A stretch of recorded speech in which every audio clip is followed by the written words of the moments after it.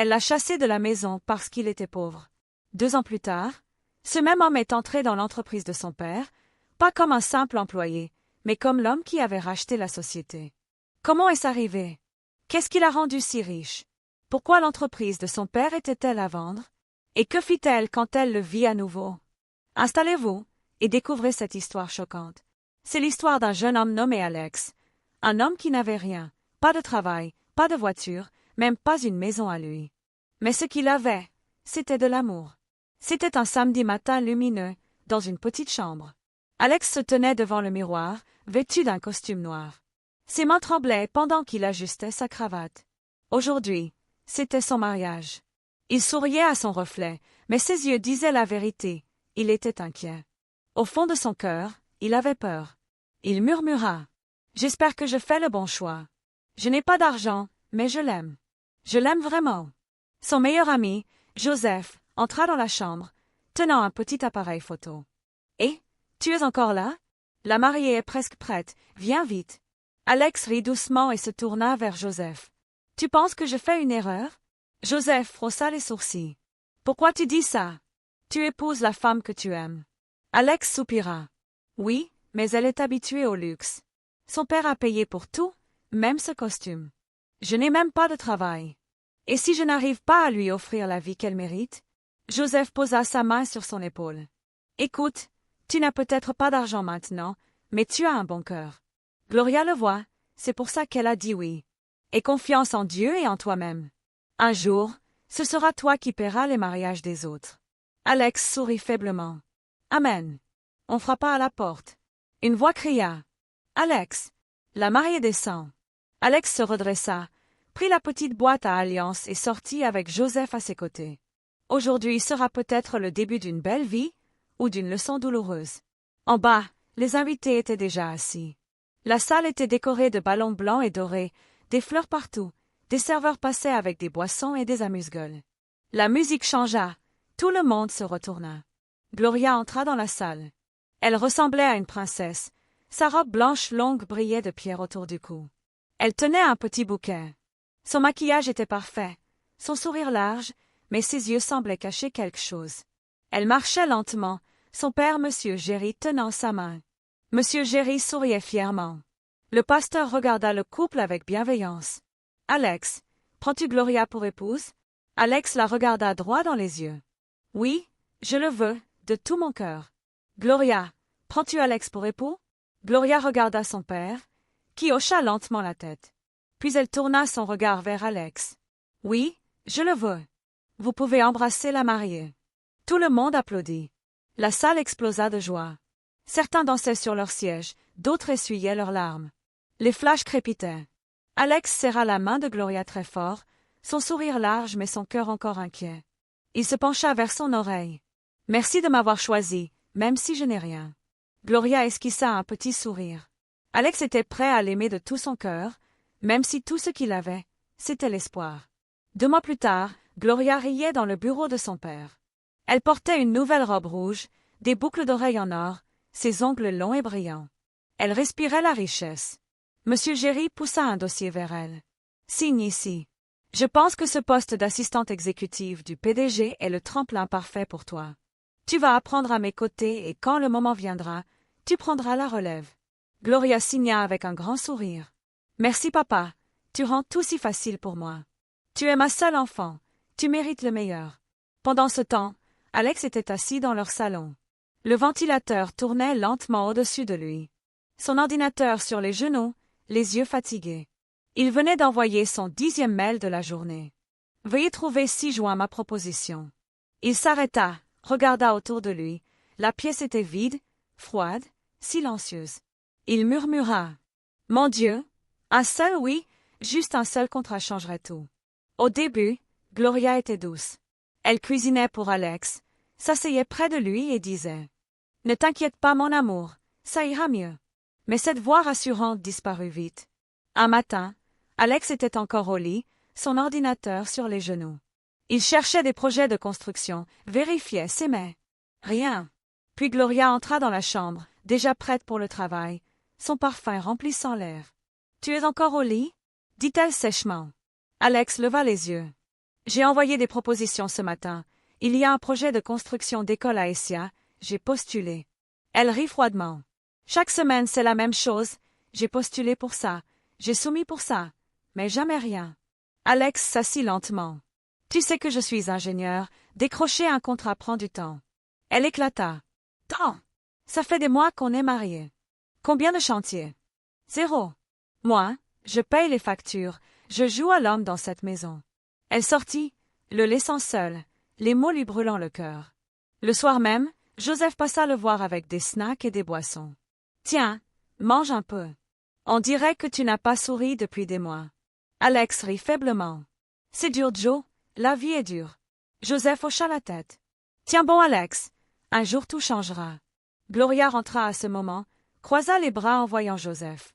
Donc, c'est ça que tu fais pendant que je travaille? Manger des biscuits avec ton ami chômeur? Joseph se leva, surpris. Bonsoir, Gloria. Elle l'ignora. Alex, tu n'as même pas honte? Joseph murmura à Alex après qu'elle soit partie. C'est comme ça qu'elle te parle tous les jours? Alex baissa la tête. Silencieux point cette nuit-là, Alex essaya de lui parler. Gloria, pourquoi tu me détruis comme ça? Aide-moi. Parle à ton père, une petite recommandation, juste un contrat. Elle se tourna, furieuse. Donc c'est ça? Tu m'as épousée pour mes contacts? Pour gratter mon père? Alex leva la main. Non. Je t'aime. Garde ton amour pour toi. Elle lui tourna le dos. Cette nuit-là, Alex ne dormit pas. Une semaine plus tard, il décrocha enfin un gros rendez-vous. Il mit sa plus belle chemise, prit son dossier de projet. Gloria avait pris sa voiture principale. Il utilisa discrètement la deuxième, priant. Seigneur, aujourd'hui, change ma vie. Mais au beau milieu du rendez-vous, son téléphone n'arrêta pas de sonner. Gloria. Encore, encore. L'homme en face de lui, irrité, mit fin à l'entretien. Si vous gérez un chantier comme vous gérez ce téléphone, je n'ai pas confiance. Bonne journée. Alex sortit, en sueur. Il rappela Gloria. Elle explosa. Qui t'a dit de toucher ma voiture? Tu es mon chauffeur? Si tu veux une voiture, achète la tienne. Alex murmura. Tu viens de me faire perdre un contrat qui aurait tout changé. Elle éclata de rire. Et alors? Débrouille-toi tout seul. Le soir, il rentra. Gloria l'attendait. Où est ma clé? Il la lui donna. Pourquoi tu me fais ça, Gloria? Qu'est-ce que j'ai fait pour mériter ça? Elle cracha sur lui. Il la regarda, choqué, leva la main, puis la baissa. Touche-moi, et mon père t'enverra en prison, dit-elle, glaciale. Le lendemain matin, on frappa fort à la porte. Alex ouvrit, Monsieur Géry et 2 soldats. Tu oses lever la main sur ma fille? Hurla Monsieur Géry. Jamais. Elle ment. Mais ils ne l'écoutèrent pas. Ils le traînèrent dehors, le humilièrent, le forcèrent à ramper sous le soleil, le frappèrent. 3 jours. 3 jours à souffrir, sans dire un mot. Son cœur, lui, saigna plus que ses plaies. Quand il rentra, blessé, bandé, Gloria était là. Sans un mot de regret. Elle jeta une enveloppe sur la table. Signe ça. Divorce. Sors de chez moi aujourd'hui. Alex fit sa valise, une petite valise seulement. Avant de partir, il la regarda une dernière fois. Elle changea juste de chaîne à la télé, sans même lever les yeux. Il sortit, la rue silencieuse. Ses mains tremblaient. Il appela Joseph. Allô? Fit la voix de son ami. Alex murmura. S'il te plaît, est-ce que je peux rester chez toi un moment? Joseph dit. Viens, ma porte te sera toujours ouverte. Alex se mit en marche. Il ne savait pas ce que demain lui réservait, mais il savait une chose, c'était le début d'une nouvelle vie. Une vie douloureuse, mais peut-être, juste peut-être, que son histoire n'était pas encore terminée. Quand Joseph entendit frapper à la porte, il courut ouvrir. En voyant Alex, il resta figé. Le visage d'Alex était tuméfié, son bras couvert de bandages. Joseph ouvrit grand la bouche. Alex, qu'est-ce qui t'est arrivé? Alex ne répondit pas. Il entra lentement et s'assit sur le canapé. Joseph referma vite la porte et s'assit à côté de lui. Parle-moi, mon frère. Qui t'a fait ça? Alex le regarda avec des yeux fatigués, puis dit, je ne l'ai jamais touché, Joseph. Je te jure. Mais son père a envoyé des soldats. Ils m'ont battu comme un voleur. Les yeux de Joseph s'humidifièrent. Alex sortit un papier de sa poche et le tendit à Joseph. Celui-ci le déplia et lut, abasourdi. Des papiers de divorce. Alex hocha lentement la tête. Elle m'a dit de signer et de quitter sa maison. Pas d'adieu. Pas d'excuses. Rien. Joseph posa une main sur son épaule. Tu ne finiras pas comme ça. Tu es un homme bien. Tout ira bien, je te le promets. Cette nuit-là, les deux hommes restèrent assis sur le canapé. Ils parlaient peu, mais leur cœur disait tout ce qu'il fallait. Pendant ce temps, chez Gloria, elle était seule dans le salon.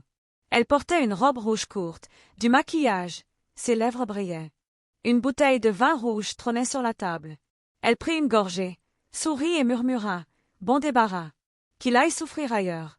Je n'ai pas besoin d'un homme fauché. » Elle se sentait fière, croyait avoir gagné, croyait être libre. Mais ce qu'elle ignorait, c'est que l'homme qu'elle avait jeté dehors était sur le point de renaître. Et le jour où il reviendrait, elle ne serait pas prête pour ce qui l'attendait. Le temps passa. Les jours devinrent des nuits, les semaines des mois. Alex vivait toujours chez Joseph. Chaque matin, il se levait, ouvrait son ordinateur et cherchait encore et encore des contrats. Il envoyait des mails, passait des appels, allait frapper aux portes. Beaucoup promettaient de rappeler, mais personne ne rappelait. Son compte bancaire était vide. Pourtant, il ne mendiait pas. Il ne volait pas. Il attendait. Un samedi soir, Joseph rentra à la maison en dansant. Alex leva les yeux. « Pourquoi tu souris comme ça ?» Joseph jeta ses clés sur la table. « J'ai eu une promotion. Je suis maintenant le nouveau directeur RH. » Alex se leva d'un bond et le serra fort dans ses bras. « Wow! Ça, c'est une grande nouvelle. Joseph, je suis tellement content pour toi. » Joseph le regarda. « Mais toi, tu n'es pas triste? Tu n'as toujours pas de travail. » Alex sourit. « Pourquoi serais-je triste? Ta victoire est la mienne. Tu es mon frère. » Plus tard, quand Joseph dormait déjà, Alex se mit à genoux à côté du lit et murmura « Dieu, souviens-toi aussi de moi. Je suis heureux pour Joseph. Mais moi aussi, j'ai besoin d'aide. » Sa voix était faible, mais le ciel entendit. Un matin, Alex mit sa plus belle chemise et se rendit à l'église. Dans le bureau, le pasteur John l'accueillit avec un sourire. « Alex, ça fait longtemps. Comment vas-tu? » Alex s'assit, la tête basse. « Pasteur, ça ne va pas du tout. » Il raconta tout, les mensonges de Gloria, les soldats, les coups, le divorce. Le pasteur resta silencieux, puis dit « Alex, je suis désolé. Je ne l'avais pas vu venir. Mais Dieu ne dort pas. Laisse-moi prier pour toi. » Après la prière, le pasteur posa une main sur son épaule. « Pendant que tu attends un grand contrat, fais autre chose avec tes mains. Commence petit. » Alex baissa les yeux. « Je suis d'accord, mais je ne sais même pas quoi faire d'autre. » Ce même après-midi, dans un grand immeuble, Joseph assistait à une réunion. Le directeur annonça « Nous avons acheté un terrain dans une autre ville. Nous devons y construire notre nouvelle branche. Il faut quelqu'un de solide, sans erreur. » Un silence. Joseph leva lentement la main. « Oui, Joseph. »« Monsieur, je connais quelqu'un. Il est doué. Il a construit notre hall universitaire à l'époque. Il est honnête. Il lui faut juste une chance. »« Qui est-ce » demanda le directeur. Joseph sourit. « Il s'appelle Alex. » Un directeur répondit. « Nous aimons les gens testés et approuvés. Si tu crois en lui, amène-le demain. » Joseph rentra à la maison comme une fusée. « Alex, où es-tu? » Alex sortit de la cuisine. « Je suis là. »« Mon frère, une grande chose est arrivée. »« Quoi ?» demanda Alex. « Un nouveau projet. J'ai parlé de toi. Ils veulent te rencontrer demain. » Alex resta figé. « Tu as parlé de moi? »« Oui. Ils veulent te faire confiance. » Alex s'assit, les larmes aux yeux. Il serra Joseph dans ses bras. « Merci, mon frère. Je croyais ma vie finie. Mais tu t'es souvenu de moi. » Joseph sourit. « Ce n'est pas moi. C'est Dieu. Sois prêt. » Alex murmura. « Je ne vais pas échouer. Pas cette fois. » Le lendemain, il se leva tôt, soigna son apparence, regarda son reflet et dit « Aujourd'hui est mon jour. » Joseph l'attendait dehors.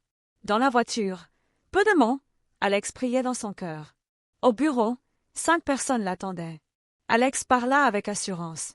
Il montra ses plans, expliqua ses méthodes, prouva sa valeur. Après 20 minutes, le chef déclara « On aime ce qu'on voit. » Le contrat est à toi.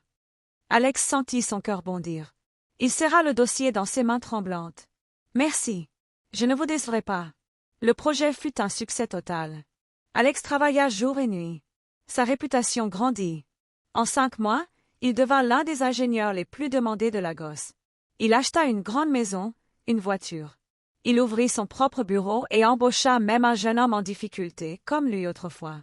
Un vendredi après-midi, Joseph entra dans son nouveau bureau. « Alex, tu as fait du chemin, mais ce n'est que le début. » Alex demanda. « Comment ça? »« Passe à l'immobilier.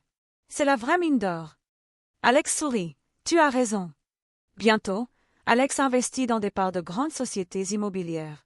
On le contacta pour gérer des projets d'envergure. Son nom devint une référence. Pendant ce temps, Gloria, elle, perdit tout. Son père, sa maison, l'entreprise familiale hypothéquée. Un jour, à l'enchère, elle vit Alex racheter Jericho Engineering pour 1,2 million de dollars. Le même homme qu'elle avait traité de raté. Elle courut vers lui. « Pourquoi ?» Alex répondit calmement. « Je ne l'ai pas fait pour me venger. Je l'ai fait parce que je pouvais. Et regarde bien, on ne sait jamais ce que demain nous réserve. C'est pour ça qu'il faut toujours respecter les gens. » Puis il tourna les talons et partit, la laissant seule. Elle n'avait plus rien, sauf une leçon. Ne méprise jamais celui qui n'a rien aujourd'hui, car demain, c'est peut-être lui qui détiendra tout. Dans la vie, tout peut changer en un clin d'œil. Un homme rejeté aujourd'hui peut devenir demain celui que tout le monde respecte et envie. Alex nous a montré que l'humiliation n'est pas la fin, mais parfois le début d'une renaissance. Son courage, sa persévérance et surtout sa foi ont transformé sa douleur en victoire. Quant à Gloria, elle nous rappelle qu'un cœur rempli d'orgueil finit souvent par goûter au regret. Elle avait tout, mais a tout perdu par manque de respect et d'amour véritable. Souviens-toi, ne méprise jamais quelqu'un parce qu'il n'a rien aujourd'hui. Traite chaque personne avec dignité, car la vie ne tient jamais en place. Et toi? Si tu devais tirer une seule leçon de l'histoire d'Alex et Gloria, quelle serait-elle? Partage-la en commentaire, j'ai hâte de te lire. Et surtout, n'oublie pas de t'abonner sur la chaîne pour ne rien manquer d'autres histoires.